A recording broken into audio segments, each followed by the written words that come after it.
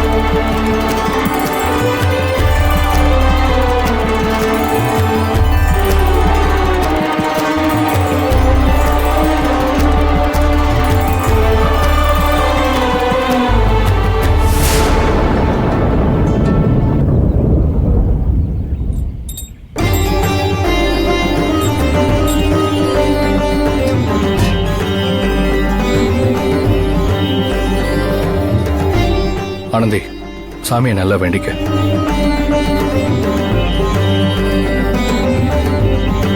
கருப்பா, ஆனந்திக்கு என்னை ஏத்துக்க இருந்த மனத்தடையை உடைக்கவும் அவளை என்னோட சேர்த்து வைக்கவும் தான் நீ எங்களை இந்த காட்டுக்குள்ள தனியா தொலைய வச்சு இந்த மலைவாழ் மக்களை கண்ணில் பட வச்சு இங்க கொண்டு வந்து சேர்த்திருக்க.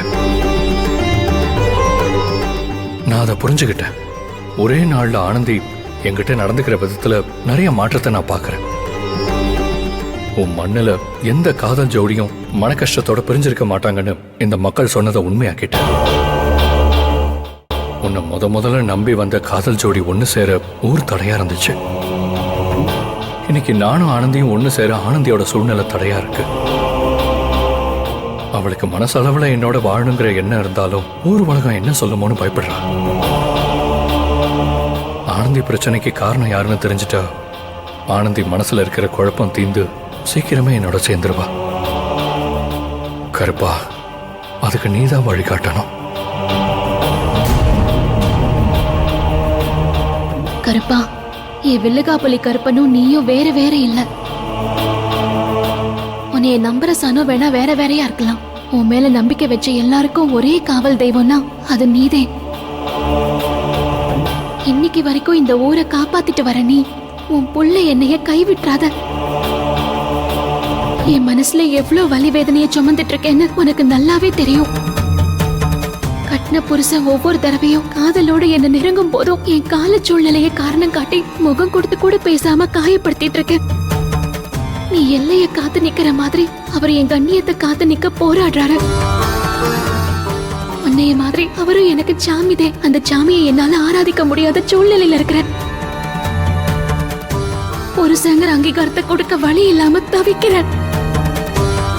ஒருவேளை என் பிரச்சனைக்கு காரணம் யாருங்கிறத கண்டுபிடிச்சு அவனுக்கு தண்டனை கொடுத்துட்டா என் மனசு அவர் பக்கம் திரும்பமோன்னு தோணுது.